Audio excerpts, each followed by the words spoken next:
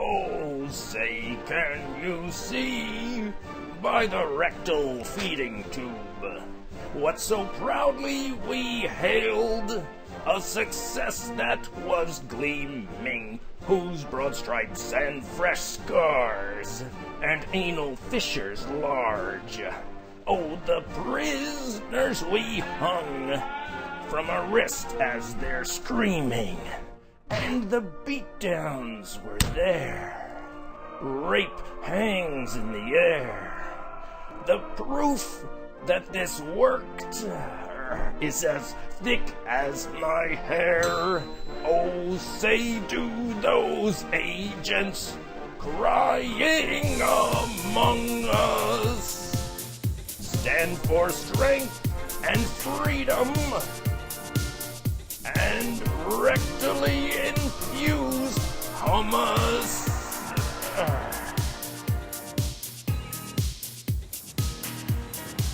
Hi there, I'm Jared Howard. And I'm Robert Nisbet. We're taking a look at a serious subject that's gotta have a little sense of humor, though. Exactly. Mark Fiore is very good at depicting these kind of things. And by the way, you're tuned into Video Radio, independent media. For an intelligent world, and we're taking a look at torture. And the report that came out from the Senate Intelligence Committee. It's making me squidgy, man. I mean, like, holy crap, these guys are messed in the head. Absolutely, they are. And so we've got a clip laying it out. Here's CBC's look at it.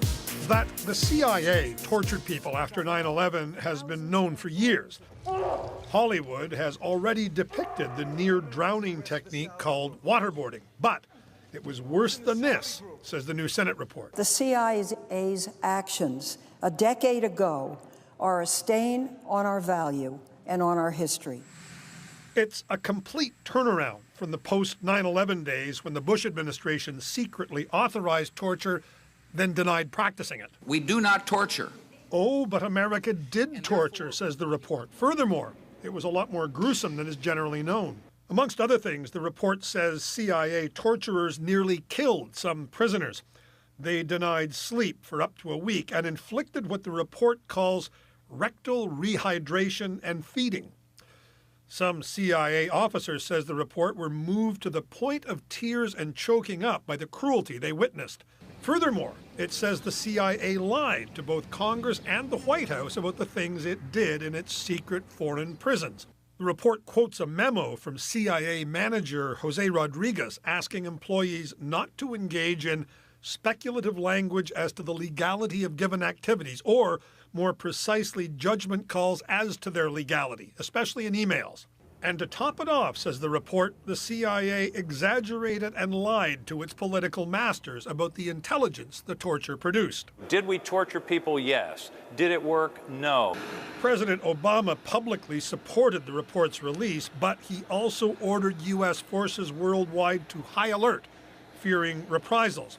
As for the CIA, Peter, it has fought with and even investigated the Senate committee's research staff. The spy agency says that the report is full of half-truths and that no good will come of its publication. Former Vice President Dick Cheney went even further. He said that the torturers and other agents involved in the program should be decorated and not rebuked. So that's the Canadians looking at the American. Yeah, of course, our mainstream media is questioning the fact about whether or not these effects were right or wrong or morally reprehensible, as they are. You know, in Fox News, of course, they are like pro-torture because, you know, we're Americans. But what's really interesting is what's not in the report. There's no mention of Abu Ghraib, there's no mention of Guantanamo Bay, or the Pentagon's involvement in the same programs. Russia Today with a breakdown. That's from Video Radio. The U.S. Senate Intelligence Committee's report on the CIA's enhanced interrogation program has certainly sparked up a debate over the accuracy of the investigation. But before we go over what's being debated, let's break down a few of the findings that are without question. First is that the CIA lied, specifically about the existence of black sites in Afghanistan and Eastern Europe. The report notes that within the first year of the program's existence, the CIA lied about having plans to build any secret detention facilities, yet was already holding at least one detainee at a secret site that remains undisclosed to this day. Which brings us to another point that is without doubt. The CIA's enhanced interrogation tactics were far more harsh than the public was ever led to believe. The report broadly outlines the CIA's use of physical and psychological torture. But of course, the biggest point of contention today is the report's assertion that enhanced interrogation tactics did not lead to any actionable intelligence. Since 2003, the CIA has touted the importance of enhanced interrogation techniques in thwarting possible terror attacks and saving American lives. Yet, as independent Senator Angus King points out, these techniques never thwarted anything. The heart of the report is that these techniques did not produce actionable intelligence. The interrogation of the people across the world in various places did give us intelligence. The question is, does torture work? There are really two. Did we torture people? Yes. Did it work? No. Now, this discussion is sure to continue, although releasing the remaining 6,100 pages of the Senate investigation could settle the debate. But for now, that's not a likely scenario. Manuel Rapalo, RT, Washington. So thank goodness for Russia today. Yeah, at least they take an unflinching look at America's domestic and foreign policy. Yeah, and they just hit a milestone on YouTube, too. One of the most well-respected news sources on the internet today. Fair TV, though, did have a take on the torture report, and they were looking at who's being portrayed as the victim. Yes, whom indeed. Check this out. Before the Senate Intelligence Committee released the executive summary of its investigation of CIA torture, some media outlets were portraying the United States as the potential victim. That was what we got from ABC World News. On December 7th, the broadcast was sounding the alarm, revealing U.S. torture practices was a threat to the United States. And tonight, the fear that its release could threaten American lives. Some details never heard before, and many fearing tonight that revealing them will lead to violence. So telling the world about violence the United States committed could lead to violence. ABC was back at it the very next night, just in case anyone had missed their alarmist take the first time around. The only difference, the second report included a response from Dick Cheney. Indeed, it was common for U.S. media to get reaction to the Senate torture report from people who helped manage the torture program themselves. It was almost as if the TV networks had an equal time for torturers rule. CBS Evening News covered the Senate report too, of course, but they paired their report with a segment focusing on the CIA's response, and an interview with Michael Morell, the agency's former deputy director who now works for CBS. Now, some interviews with former government officials can be more contentious than others. CNN host Jake Tapper's questioning of Michael Hayden was one notable example.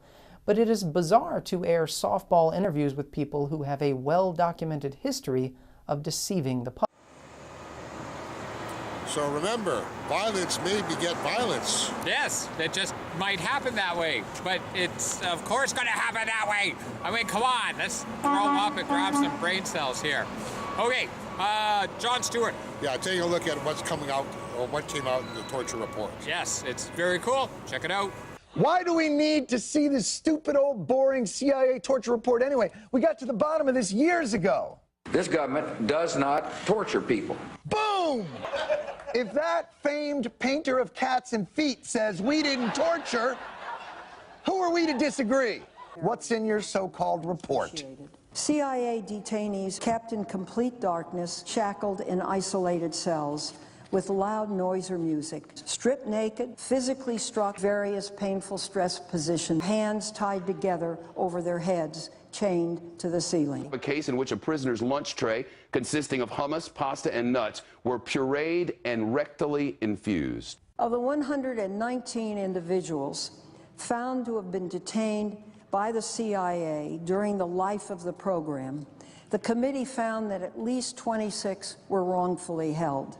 Did we know that we were doing this? The report says the techniques didn't produce the results that really mattered to save lives. The CIA didn't tell President Bush about the full nature of the EITs until April 2006. I mean, this whole thing was, wait a minute, when did they tell him?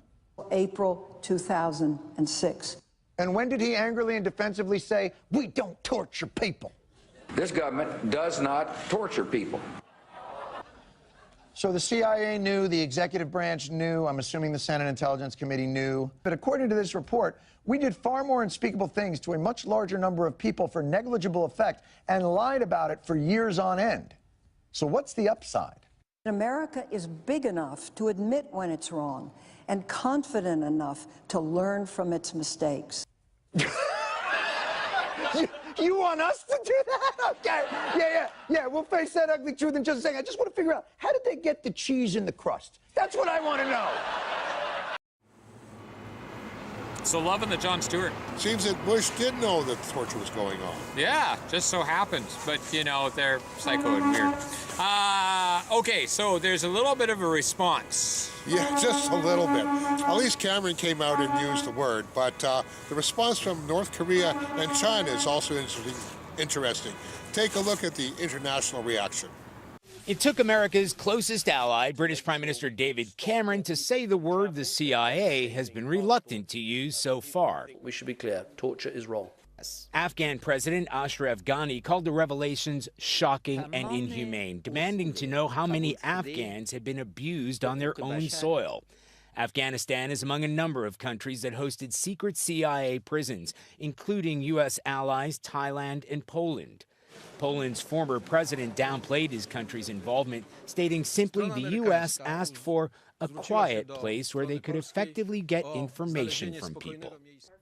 Washington Post columnist David Ignatius said the report has damaged crucial relationships overseas.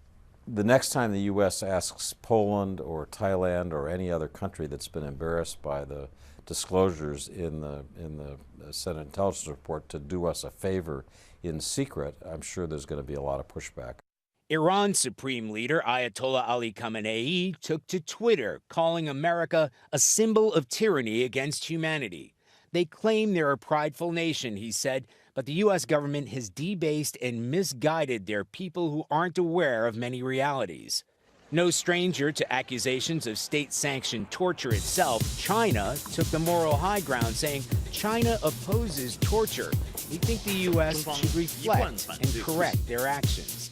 Flagrant human rights abuser North Korea went further, calling on the UN to take action against what it called inhuman torture practiced by the CIA. A chief UN investigator has called for the prosecution of senior officials who planned and authorized torture, including those responsible for carrying out techniques like waterboarding. Charlie Daggett of CBS News, London. So an action-packed day today. Yes, America is being forced to take a good hard look at itself. Oh, wait, maybe not. Yeah, they're not really doing it in mainstream media, and that's why we do what we do. I'm Jared Howard. And I'm Robert Nisbet. You're tuned in to Video Radio. And ask yourself, who would Jesus torture? We'll be right back after this. Just throw that in there, man.